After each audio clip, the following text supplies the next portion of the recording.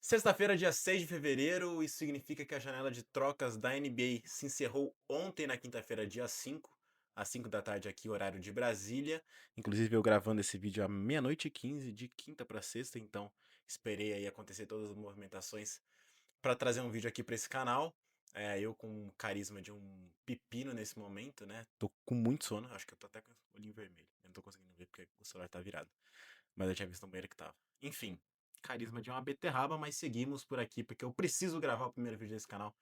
Que tô enrolando há muito tempo para começar esse projeto. Um prazer para quem não me conhece. Meu nome é Gustavo Assef, eu sou jornalista formado. Eu posso falar finalmente isso agora, depois de entregar meu TCC. Formado pela Universidade de São Paulo. Essa aí eu fui babaca em ter falado. Sou especialista em NBA. Eu apareço lá no Conexão NBA, programa do The Playoffs, segunda, quartas e sextas ao meio-dia. Escrevo também sobre NBA pro site do The Playoffs, mas esse projeto aqui não tem nada a ver com o The Playoffs, é um projeto meu, completamente independente. Então, enfim, só para quem quiser me acompanhar, estarei lá também. Belezinha? E o vídeo de hoje, se você já leu o título ou se você pegou pelo começo aqui da minha introdução, é pra gente falar sobre a trade deadline, né? Na verdade, sobre a janela de trocas até a trade deadline que aconteceu, como eu falei, nessa quinta-feira, dia 5, beleza? Vou trazer aqui alguns vencedores e alguns perdedores, na minha humilde opinião. Deixem aí nos comentários se vocês concordam, se vocês discordam, se vocês têm outros pontos que vocês gostariam de trazer. Eu adoraria falar sobre os 30 times, mas é simplesmente não é real. Eu ia passar 2 horas, ia ser um podcast chatíssimo comigo só falando. E, enfim, é por isso que eu vou pegar 3, 4 vencedores, 3, 4 perdedores para trazer aqui algumas análises, beleza? Vamos começar falando de coisa boa, então, do lado positivo das coisas nessa trade deadline. E eu já começo falando que, para mim, o grande vencedor dessa trade deadline foi, dessa janela de trocas, melhor dizendo, foi o Oklahoma City Thunder. Coloca aí na tela o gráfico, o humilde gráfico das trocas que o Thunder realizou nessa janela de trocas, né, até ontem. E eu queria começar primeiro destacando a troca pelo George McCain. Ele veio aí do Philadelphia 76ers em troca de uma escolha de primeira rodada via Houston, né? Então não é a escolha de OKC, é a escolha de Houston, mas é uma escolha que deve ser final de primeiro round, ou seja, o valor dela é baixo. E 3 escolhas de segunda rodada. A segunda movimentação, que foi basicamente a última de OKC nessa janela, foi eles recebendo o Mason Plumlee do Charlotte Hornets em troca de Ousmane Dieng e uma escolha de segunda rodada. Ou seja, o OKC pega. Quando a gente olha, né, McCain e Plumlee, acho que inspira pouco, mas acho que a gente tem que entender e analisar o contexto um pouco de OKC. O OKC nessa temporada sentiu e vem sentindo muito a ausência de um playmaker, principalmente vindo do banco de reservas, desde que o J-Dub tá machucado e o AJ Mitchell também. Então você pega o McKim por basicamente nada ou por muito pouco, eu acho que isso é um ganho considerável, principalmente a gente imaginando aí numa situação de playoffs que o AJ Mitchell não tá muito bem vindo do banco, você pode jogar o McKim e ele pegar fogo de repente, ou, como eu falei, um caso de lesão, né? Os dois ainda estão lesionados, o J-Dub e o AJ Mitchell. Deve voltar rápido, mas enfim, ainda estão lesionados. Nesse momento eu gravo o vídeo. Então acho que ele pode ser uma boa peça aí de reposição ao longo da temporada e também, em caso, se for o caso, em playoff. O Plumlee. O Plumlee é o Plumlee, gente. Mas, apesar do Plumlee ser o Plumlee, do lado negativo, do lado positivo é que ele só vai precisar ser um corpo ali, um cara mais físico de garrafão, e eu acho que ele deve entrar pouquíssimo em quadra, assim, em playoff ele provavelmente nem vai ver a cor da quadra, a não ser que o Hartenstein tenha um problema sério com faltas, ou, o que pra mim aqui é a vantagem dessa troca, se o Hartenstein tiver mais um problema de lesão, né? O Hartenstein é um cara que geralmente acaba se lesionando uma vez ou outra na temporada regular, pode acontecer nos playoffs também. Então o plano é mais aquela garantia de que você vai ter pelo menos ali um corpo, um cara um pouco mais forte, de repente numa série contra Denver, que o Hartenstein esteja carregado em faltas, você coloca ele ali uns 5 minutos que seja. Enfim, acho que eles não machucam em nada, ok, sim, em termos de assets, eles não tiveram que abrir mão de absolutamente nada, ou de muito pouco, e completaram o elenco. Mas, eu acho que a questão nem é muito essa, assim, para o OKC. Acho que isso foram dois bons pontos, duas boas trocas, mas para mim a questão é muito além disso. Para mim, o OKC ganhou o draft em movimentos que não foram eles que fizeram. O que eu quero dizer com isso? Aconteceu a troca de James Harden, a já anual troca de James Harden na trade deadline ou na off-season. E o Harden foi trocado para o Cleveland Cavaliers. Já vou entrar nesse assunto, porque eu vou falar de Cavs aqui nesse vídeo também.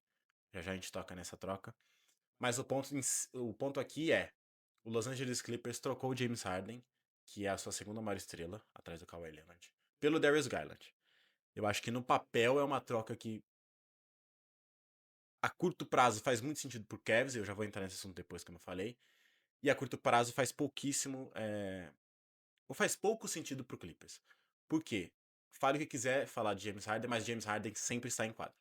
E o Garland é um cara que, pelo menos desde o playoff passado, é um cara que sofre muito com lesão, lesionou o pé, perdeu alguns jogos nos playoffs passados, e quando voltou, voltou muito abaixo. Essa temporada começou fora, ainda recuperando, né, desse pé, ele fez uma cirurgia, passou por cirurgia. Ficou um jogo só e quando voltou demorou a pegar no ritmo, tava jogando muito mal, o Cleveland era muito pior com ele em quadro, inclusive. Aí ele começou a voltar a jogar bem, pegar o ritmo, tava jogando muita bola, inclusive. Inclusive no jogo que ele se lesionou, que ele se lesionou, perdão, contra o 76ers, mas aí ele sentiu o outro pé nessa partida e tá fora desde então. Então o Garland, além de ser um cara que é, a gente tem algumas questões, né, de entregar em jogos grandes ou não, ele também é um cara que se lesiona constantemente. Ele deve retornar, pelo que ele mesmo falou, em breve, talvez até antes do All-Star Game, ou se não, logo depois.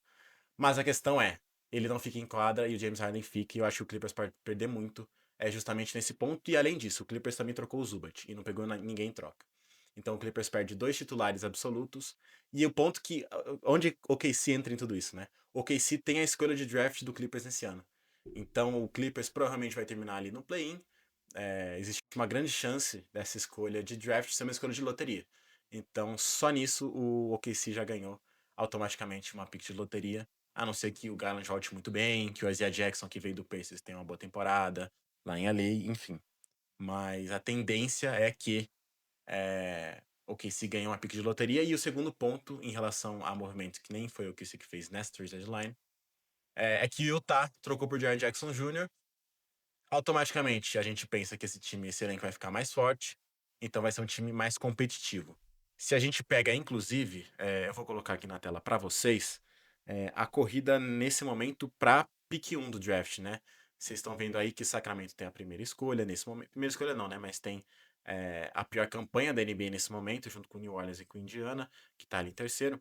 E o ponto é, nesse momento, Utah tem a sexta pior campanha da NBA, e a escolha de Utah vai para o OKC se ela ficar fora do top 8. Então, quanto pior for a campanha de Utah, mais chance tem de ficar dentro desse top 8, porque é o sorteio, né, o sistema de sorteio.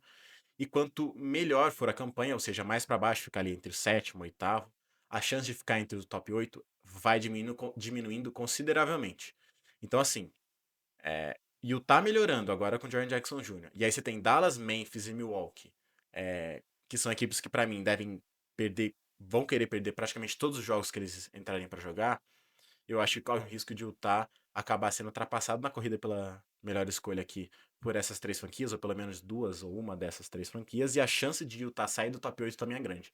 Então, ok, se além de complementar seu elenco, pode ganhar duas escolhas de loteria enquanto briga por mais um título de divisão, de conferência e de NBA. Então, um ótimo trabalho do Sam Prest mais uma vez, e para mim, sem sombra de dúvidas, é o grande time vencedor dessa trade deadline. Seguindo, precisamos acelerar porque eu já vi que esse vídeo vai ficar longuíssimo. Coloca na tela pra gente as trocas feitas pelo Washington Wizards, porque pra mim os Wizards foram sim um dos vencedores dessa trade deadline, e eu vou explicar o porquê agora nesse momento, né? A gente tá primeiro vendo essa troca do Trae Young, que foi para Washington no lugar de CJ McCollum e Corey Kispert, ou seja, os Wizards não mandaram praticamente nada, são dois contratos expirantes. Essa troca, inclusive, foi a troca que inaugurou, né, a janela de trocas aí da NBA, foi a primeira troca da temporada. E depois, agora, né, nessa quinta-feira, o Washington Wizards trocou por Anthony Davis. Loucura, loucura. Agora eu até não me lembro se foi na quinta ou na quarta. Eu estou com sono, gente, me desculpe. Mas, enfim, trocou por Anthony Davis. Recebeu também o Jaden Hardy, o D'Angelo Russell e o Dante Exum. Jogadores ali, basicamente, completar a rotação no perímetro. Eu gosto do Hardy. E precisou enviar em troca Chris Middleton, A.J. Johnson, Malik Branham, Marvin Bagley III. Tava tendo uma boa temporada até.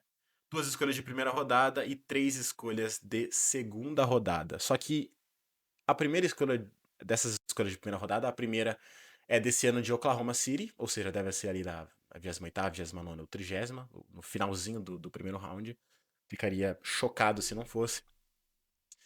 E a outra escolha é a do Golden State Warriors protegida top 20. Então, assim, são 2 escolhas de primeira rodada que, meu, é lá pro final da primeira rodada. Então, o valor dessas escolhas é baixo. Ou seja, resumam aqui. Chegaram Anthony Davis, Trae Young, Jaden Hardy, D'Angelo Russell e Dante Exum.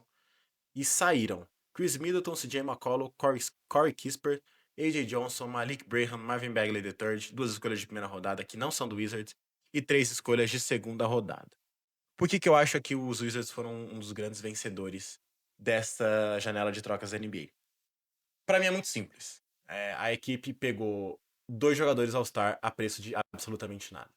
Nada, gente. Nada. O Wizards não ofereceu, não precisou mandar nada nem para Atlanta pelo Trae Young, nem para Dallas pelo Anthony Davis. O maior gasto aqui foram essas piques de primeira rodada, que de novo são piques de final de primeira rodada. Então são piques não muito valiosas.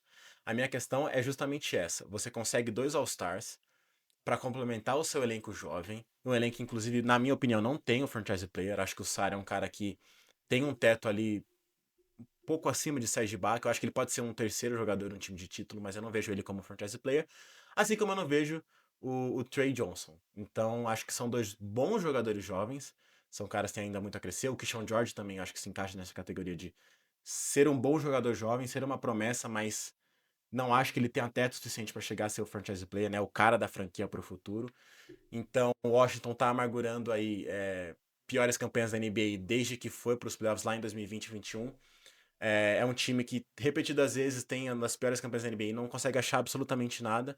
Então você traz duas superestrelas não, mas 2 caras All-Stars, mais de uma vez já foram para o All-Star Game, a preço de absolutamente nada. Você não compromete o seu futuro, porque você não precisou trocar nenhum jovem talento. Você ainda tem suas escolhas de draft, então, por exemplo, esse ano, que deve ser uma escolha de loteria, tem que ser inclusive top 8, né? Senão a pique vai para Nova York.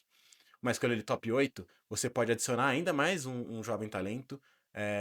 Você dá esse resto de temporada pro Trae Young e pro Anthony Davis se recuperarem, entrarem saudáveis para 2026, 2027. E aí você tem um elenco que para mim faz muito sentido, né? Você tem o lado ofensivo com o Trae Young, com o Trey Johnson, com possivelmente essa nova pick, com o Keyshawn George até. Você tem o lado defensivo com o Sarr, com o Anthony Davis ali no garrafão. Eu acho que é um time que se complementa, eu acho que é um time que faz sentido. O grande contraponto seria, mas os Wizards tinham cap space, poderiam ter gastado esse cap space, agora vão ter que estar pagando Trae Young e Anthony Davis. Me fala o último grande free agent que assinou com Washington. Eu acho que o cap space ele funciona para Los Angeles, Nova York e Miami.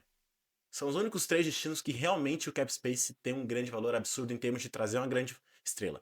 Trazer ali role players e até mais de um role player, eu acho que toda equipe basicamente consegue fazer com salários bons, mas trazer uma super estrela você precisa ter mais que o cap space, você precisa ter uma boa cidade que esse cara queira morar. Então assim, eu acho que compromete cap space, mas esse cap space ou seria mal utilizado ou não seria utilizado. Então para mim isso não é um problema. E o segundo ponto é, putz, mas e se eles se lesionarem? Ou se não der certo? Gente, se não der certo, de novo, os Wizards não gastaram nada, eles têm as próximas escolhas de draft em todos os anos. Então se der errado, eles não forem competitivos, dane-se. Vai ser o que está sendo nos últimos 5 anos. Pelo menos eles vão ter tentado um movimento de serem mais competitivos, de buscar um playoff de repente na próxima temporada. E se não der certo, eles vão continuar com a escolha deles e vão pegar mais uma escolha de loteria e vai continuar então esse processo de rebuild. Eu acho que agora, principalmente por você não ter gastado nada, agora é o tempo de você ir lá, pagar 2 caras, e você ainda tem o Sarr, você ainda tem o Keyshawn George, você ainda tem o Trey Johnson, esse novo calouro que vai vir no próximo draft, em contrato de calouros. Então eles são caras baratos ainda. Então você pega Anthony Davis, você pega Trae Young, fazem sentido junto, na minha opinião. Não sou o maior fã do Trae Young, nem do Anthony Davis, não fui o maior fã da troca pelo Trae Young, mas eu acho que agora faz sentido o plano dos Wizards, que, diga-se de passagem, está sendo muito bem administrado nos últimos anos. Beleza? Então fala aí nos comentários se você concorda ou discorda dessa parte dos Wizards, porque eu sei que é um assunto delicado, mas como eu falei, você pega 2 estrelas sem gastar absolutamente nada, você ainda tem seu futuro em suas mãos, e eu acho que é um movimento de pouco risco e que pode ter uma compensação enorme. O terceiro campeão para mim dessa trade deadline é o Cleveland Cavaliers. A primeira troca, óbvio, que chama mais atenção é a que eu já citei, inclusive, né? O Cavaliers recebendo aí o James Harden na troca com o Los Angeles Clippers, que recebeu o Darius Garland e uma escolha de segunda rodada. Mas não para aí. O Cavaliers também trocou com o Sacramento Kings. Os Cavs receberam o Dennis Schroeder, o armador Dennis Schroeder, o alemão Dennis Schroeder, craque na FIBA. E recebendo também Keon Ellis em troca de DeAndre Hunter. Inclusive, essa segunda troca que eu mostrei, ela foi a primeira, né, na ordem cronológica dos fatos, na linha do tempo. E, sinceramente, pra mim foi a melhor delas. Eu adoro o que os Cavs fizeram aqui, adoro, adoro, adoro. O DeAndre Hunter era um cara que tava na possivelmente a pior carreira da temporada. Pior carreira da temporada é ótimo. Na pior temporada da carreira dele, nesse ano de 2025-26. Ele até começou bem, mas desde então, assim, um desastre desde dezembro e janeiro, principalmente. Muito ruim individualmente. E ele é um cara que machucava também o time no coletivo. Quando ele tava em quadra, né, nos minutos que ele tava em quadra, em comparação com os minutos que ele estava no banco, o Cavs, com ele em quadra, era pior na defesa e no ataque. Então, não fazia sentido o DeAndre Hunter nesse time. Inclusive, existia um boato de que o Lakers poderia buscar o Hunter em troca de Hashimura e Dalton Knecht. Mas esse pacote aqui que eles receberam do Kings é muito melhor, assim. Você pega o Dennis Schroeder aqui, eu adoro o Schroeder, é um cara que, pra mim, é muito subestimado. Eu acho que foi subestimado muito o papel dele em Detroit no ano passado. Eu acho que no time de Detroit, ele, essa temporada, ia solucionar muitos dos problemas de ball handler, de defesa de perímetro que Detroit pode ter. Defesa de perímetro não, né? Mas principalmente de playmaking no ataque. E ele traz isso pra Cleveland, né? Que tentou com o Lonzo Ball nessa última off-season, né? Trocou o Okoro pelo Lonzo Ball. Mas o Lonzo Ball, assim, claramente muito longe do que um dia já foi. E aí você traz o Schroeder para ser esse seu reserva, esse seu armador reserva. É um cara que vai te ajudar ali no pick and roll, é um cara que vai matar a bola, ele vai defender muito quando você precisa. Enfim, acho que ele é um cara muito completo e que nessa posição de reserva, eu acho que ele tem tudo para agregar nesse time. E o Keon Ellis é um 3D, é um cara que vai matar a bola de três do outro lado e vai defender quando tiver que defender na defesa. Ele acho que ele é mais um cara para complementar esse perímetro que defensivamente falando é a parte mais fraca de Cleveland. E foi nos últimos anos, e nessa temporada, né? No garrafão lá com o Allen e com o Mobley, eu acho que tá bem resolvida a coisa. Mas o Ellis pode ser esse ala aí de força, esse ala que vai defender ainda no aguardo de Max Struz voltar. Eu acho que o John Wade deu um passo interessante essa temporada em termos defensivos, mas o Ellis com certeza vai tomar aí a posição, se não de titular, mas de um reserva bastante presente em quadra, porque ele é um cara que vai matar a bola e vai defender, e é isso que times que brigam por título precisam. Agora vamos falar de James Harden. Pra mim, o principal ponto é o que eu já falei na troca do Clippers, que é o James Harden ele está em quadro o tempo inteiro. E eu acho que a gente não pode deixar isso passar em branco. O Harden é o cara que, mesmo com a idade que ele tem, ele se mantém relevante na liga, ele tá tendo... A temporada passada dele foi literalmente uma temporada de All-Star, né? Ele foi pro All-Star Game. Essa temporada também é uma temporada de All-Star, mas ele não foi eleito. E acho que não merecia realmente, né? Tinha outros caras na frente dele. Mas que é isso? O Harden, querendo ou não, é um cara que tá em quadra sempre, é um cara que produz sempre, é um cara que carrega muito volume ofensivo, pro lado positivo e pro lado negativo também, né, da sua equipe.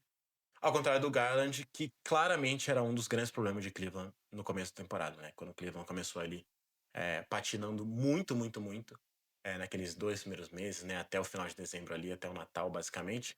Tinha muito a ver com o Garland. Claro que tinham outros fatores. Claro, né? Claro que tinham outros fatores, como outras ausências, inclusive por conta de lesão, mas o Garland para mim era mais importante. Para mim, o Garland era o cara que fazia funcionar o ataque. Não que ele seja melhor que o Mitchell, ele não é, mas ele fazia rodar o sistema. Ele não era o sistema, mas eu acho que ele era mais crucial para o sistema e para fazer o time jogar do que o Mitchell, como coletivo, eu tô falando. Então o Garland tinha sua relevância e não conseguiu entregar nos playoffs, não conseguiu entregar é, aqui nessa temporada. Então você substitui ele por um cara que é mais confiável para estar em quadra no Harden e um cara que vai tirar um pouco a responsabilidade do Mitchell, um cara que principalmente, eu acho que esse é até o principal ponto, ele vai ajudar muito o Jarrett Allen e o Evan Mobley no jogo de pick and roll. Inclusive tinha uma estatística até algumas semanas atrás, eu até esqueci de checar se ela ainda é verdade, mas o Mobley até acho que 2 semanas ele era o pior pivô barra ala pivô em jogadas de pick and roll, né, finalizando essas jogadas, né, em termos de pontos por posse de bola nesse tipo de jogada. Então, assim, ele não pode ser o pior da NBA, gente. Então, o Harden, eu acho que ele chega para ajudar muito nisso, inclusive, mas eu tenho alguns pontos. Eu acho que o estilo de jogo do Harden, de ser um cara muito mais centralizador, de muito mais cadência, de muito mais o jogo pensado, e ele pensando no jogo e aí depois encontrando os companheiros, eu acho que é muito diferente do que o Kenny Atkinson quis implementar até hoje no Cleveland. O Cleveland é um time é, muito dinâmico, de velocidade no ataque de meia quadra, né? Não é um time que corre a quadra toda em contra-ataque, mas é um time que no ataque de meia quadra faz muito corte sem a bola, passe muito rápido, decisões muito rápidas, né? O basquete de 0,5 segundos, né? Recebe a bola, pum, decisão. Ou você bate ela e vai pra dentro, ou você arremessa, ou você procura o próximo passe. E o Harden é o oposto disso. Então, eu tenho uma certa dúvida em relação a isso, né? Como vai funcionar esse casamento de Harden e Kenny Atkinson. E eu acho que também a gente não pode deixar de falar de que, assim, o Garland tinha seus problemas em playoff, é verdade, mas o Harden tem também. E a amostragem do Harden, inclusive, ela é bem maior do que a do Garland, né? O Harden, repetidas vezes, desde Houston, passando. Brooklyn é difícil a gente falar, né? Porque ele teve a lesão muscular. E depois ele volta mesmo com a lesão, e aí, pô, o cara jogando com uma coxa é difícil. Mas em Filadélfia também, é, e no Clippers também. Então, assim, não tem como a gente negar essa parte. Eu ficaria muito esperto com esses dois pontos que eu citei, né? Que são os dois pontos para mim mais preocupantes dessa janela de trocas do Cleveland, desse encaixe do Harden com o coletivo de maneira geral. Mas, cara, é inegável que eles reforçaram com Keon Ellis, com o Dennis Schroeder e com o James Harden. Eles estão bem melhores do que eles estavam com o Darius Garland machucado e com o DeAndre Hunter não jogando absolutamente nada. Então, para mim, o Cavs é o terceiro vencedor dessa trade deadline.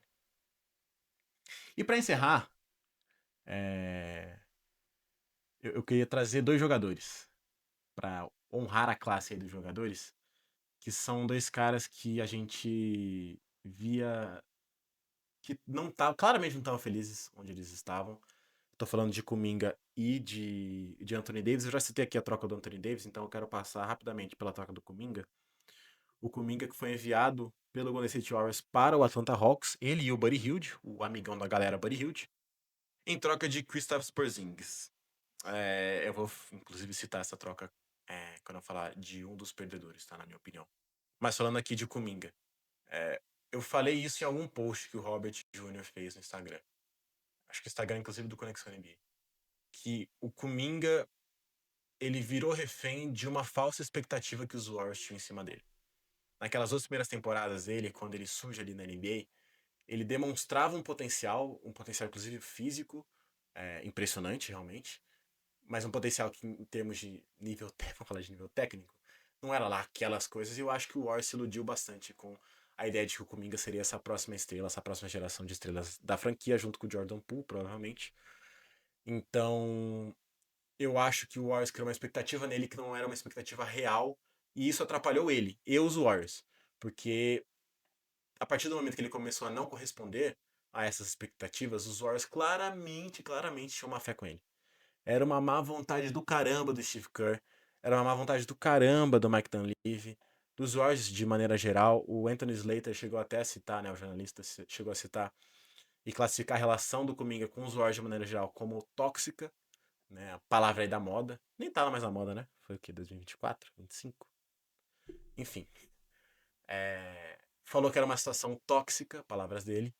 E realmente, assim, era muito claro, era muito óbvio que o Kuminga não queria mais estar lá, os Warriors não queriam que ele estivesse lá, e tava nessa coisa de vai, não vai, sai, não sai, e entra na rotação e sai da rotação, e.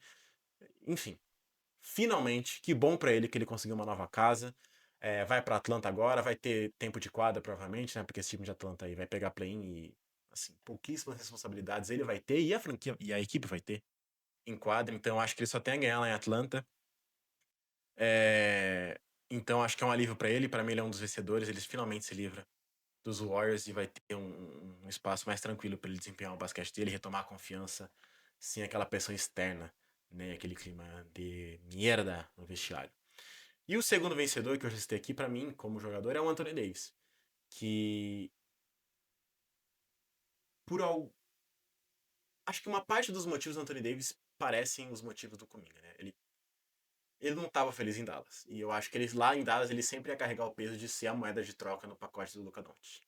Isso independentemente se ele chegasse nos playoffs essa temporada, fosse bem na temporada passada, ele nunca ia tirar isso dele de ser a imagem que fica da troca do Luka Doncic, que foi e é ainda um pesadelo para a torcida do Mavericks. Então acho que tem esse ponto dele claramente estar incomodado desde então, com esse peso que ele tem que carregar, enquanto eu dou uma cotovelada no armário, mas ele não caiu. E eu acho que o segundo ponto, e que é o que difere do Kuminga nesse caso, é que o Anthony Davis ele queria uma extensão de contrato. E, inclusive, o Rich Paul, agente dele, chegou a pedir, né, segundo informações, que Dallas o trocasse, justamente porque Dallas não estava a fim de dar um novo contrato para o Anthony Davis. ficou toda uma dúvida em relação a vai, não vai, vai, não vai. Parecia que ele não ia, inclusive, ser trocado, até porque Dallas ia conseguir tancar mesmo com ele no elenco, porque ele estava lesionado, então Dallas ia conseguir uma boa escolha e poderia ter ele de volta na próxima temporada mais saudável. Mas no fim das contas, ele conseguiu uma nova casa e para mim o ponto positivo é esse, né? Washington tem teto salarial para pagar um novo contrato para ele. Acho que agora ele vai ter muito menos responsabilidade do que ele tinha lá em Dallas em ser justamente esse substituto do Luka Doncic. Então, para mim, ele ganha financeiramente, ele vai provavelmente ganhar um novo contrato com o Washington. Acho que não nessa off-season, mas se ele voltar saudável para a temporada que vem, ele vai ganhar depois. E ele é isso, ele tira um peso enorme das costas que também nem era justo com ele. Então, Kuminga e Anthony Davis representando a classe dos trabalhadores, os operários da NBA, para mim são os dois vencedores em termos de jogador nessa janela de trocas da NBA.